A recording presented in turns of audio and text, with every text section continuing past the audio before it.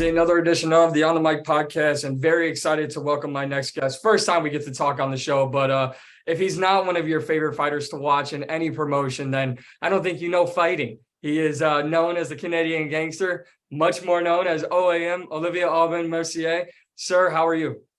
I'm good, and you? I'm doing very well. Now, you'll take on Bruno Miranda in the upcoming PFL Playoffs. First and foremost, talking about this season, how was this season for you, and how did you feel this year has shaped out for you?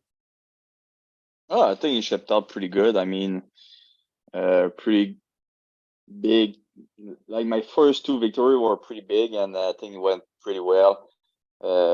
Injury-wise, it's pretty good. I mean, I got a little bit injured in the second fight, and but this time, this camp, it's pretty good. So I'm pretty happy with this year, especially that I really had trouble getting some motivation, to do this year, but I'm here, and I think I perform really well. So I'm pretty happy.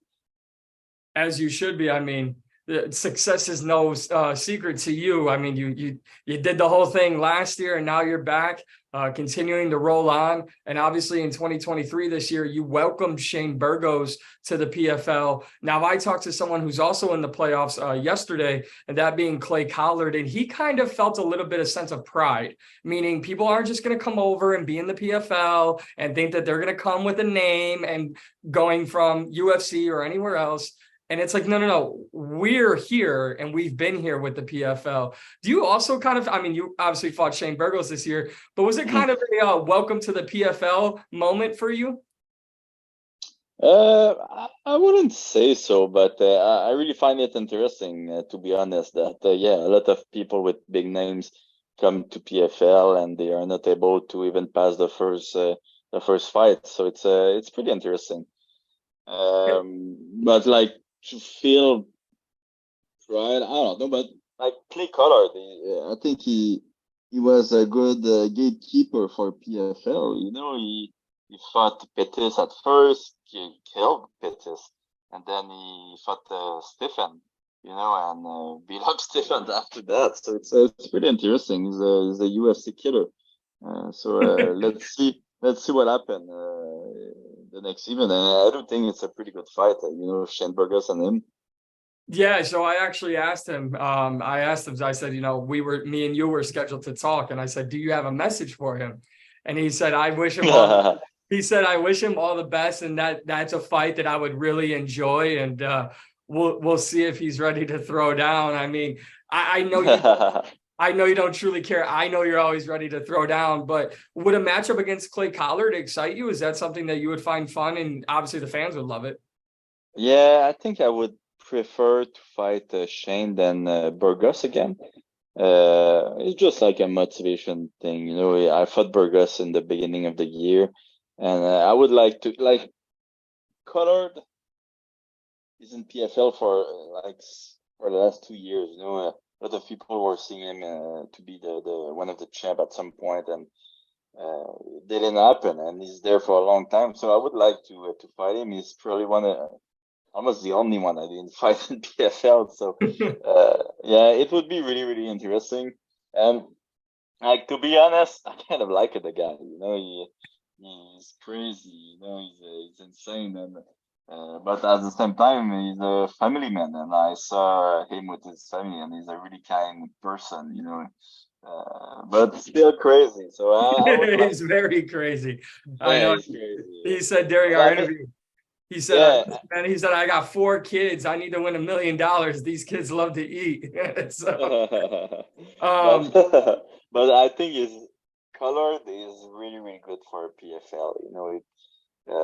He's good because he talk a lot, and he's a barbarian. He's here to fight. So I do think it's good for PFL, and I do hope to see him in the final. Yeah, I think either way, right? You have a great matchup, and I would love to see. Is there a specific reason that you would like to run it back with Shane Burgos? Is there more you think you can do, or do you want to put an exclamation point on it with him again? Well, I mean, you already did, but I mean, is there more that you want to add to a fight with him again? To be honest, not really. I didn't really think about it.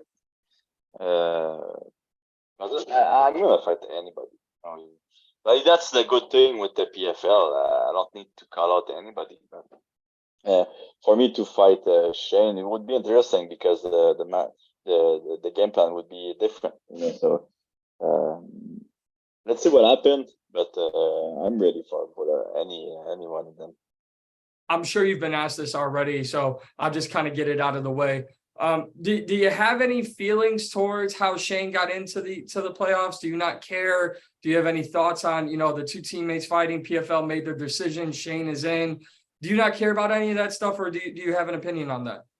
Well, I do have an opinion, but do I care? Not really. I mean, I think it was a really bad choice for PFL to put Schultz and Manfield together. Really, really bad choice. And I think this event's gonna show them that maybe there shouldn't be two people from the same gym in the same category. But at the same time, I do not think they had any choice after this fight, because I don't know if you saw the fight, but something like people don't understand. It's not because the fight was boring. Like, yes, it was boring, but that's not the reason why all of this happened. The feeling that a lot of people had during the fight is that it was rigged. Right. There was like some sort of how do you say that in English? Like an agreement, like an agreement in between the two fighters. Right. And this is illegal. And I think at some point, I think PFL maybe had no choice, because there was two other guys from the same gym fighting in the next round. So I think they wanted to show that you cannot do that. And the other thing I would maybe add is maybe it shouldn't be the PFL to decide to do this, but the commission. Correct. Yeah. I agree with you there. One other thing you've also been open about is the recent, the failed drug test. And I know you said points should be taken away. I know it was just recently announced PFL will bring in USADA. You like that move? Well, do I like that move? Yeah, for sure, I like that move. I mean, I was with the UFC for a long time, and I got tested for like a lot, and like a lot of my friends were telling me like, oh, are you gonna start it? Are you gonna start doing it? There's no test. And I was like, no, I won't start it, but I'm conscious that a lot of people that I'm gonna fight are on it. Even the UFC, you can always beat the testing, but it's gonna be harder. And I like the fact that probably some of those guys that are taking shit are probably gonna be anxious. You're probably gonna have some panic attack at home. So I like that. I like that anyway. So yeah, no, I'm pretty happy with the fact that USADA is in. And I mean, if you want to be a serious organization, I think you need USADA. I agree. I think it's a very good look. I agree with both things we just talked about. The kind of the matchups and how things played out there, and then also bringing in USADA. I absolutely agree with you there. Now I got to ask you about your opponent, Bruno Miranda. Obviously, you know what it means now to get to the top, to win it all, to have everything that you deserve, that you earned, and the famous saying in the sport, the hunter becomes the hunted, and you're being hunted now. What do you make of Bruno Miranda as an opponent, and what do you expect to take place in this matchup? It's tough to know. There's not a lot of video of him, but we're gonna see. Like my training partner fought him, Alex Martinez fought him, and he gave me some maybe some hint of what he is doing. But there's nothing crazy about Bruno Miranda. I think he's a really, really dangerous man.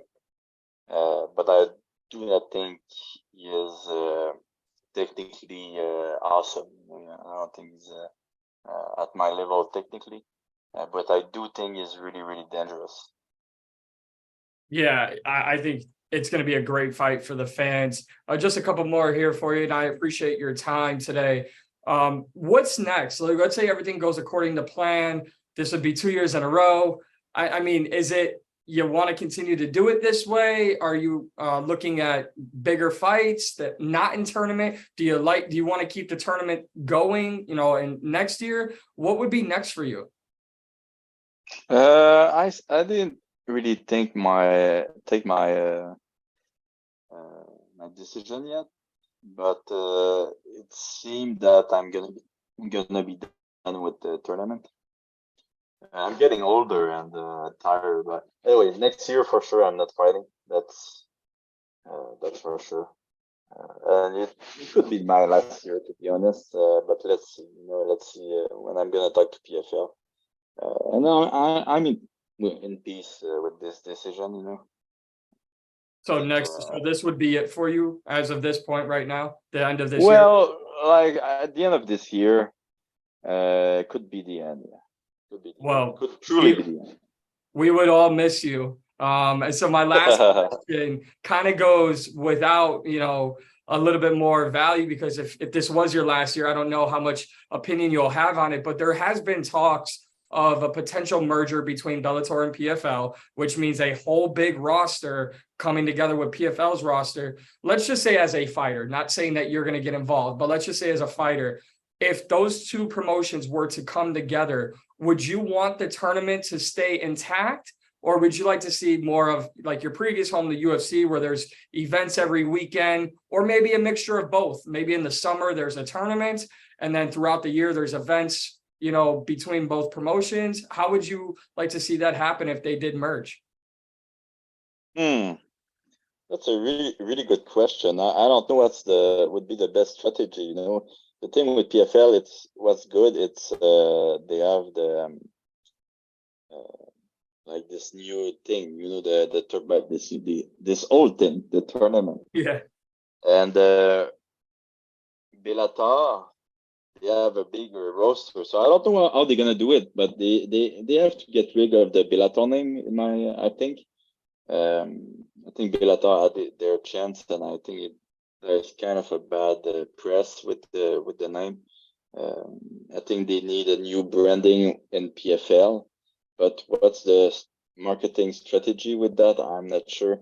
If they're gonna do like the tournament and on the side other fights. But the thing is, if you do the tournaments, it's not possible for you to do the fights on the side. It's too much. 4 fights in a year, it's too much. So it would be interesting. I'm really curious what they're gonna do. What's the strategy behind that? Yeah, and that's just a rumor right now. Obviously, we'll see if it even happens. But yeah, there's a rumor that I might want to be a Bellator too. Yeah.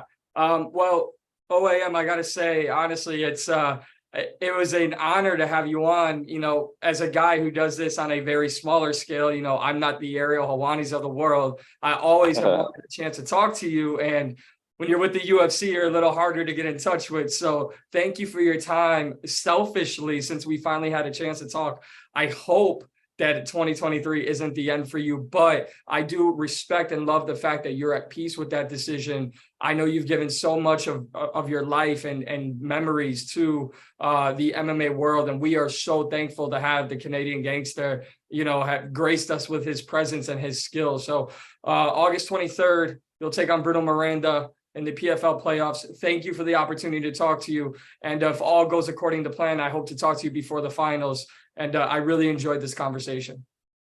Thank you so much, sir.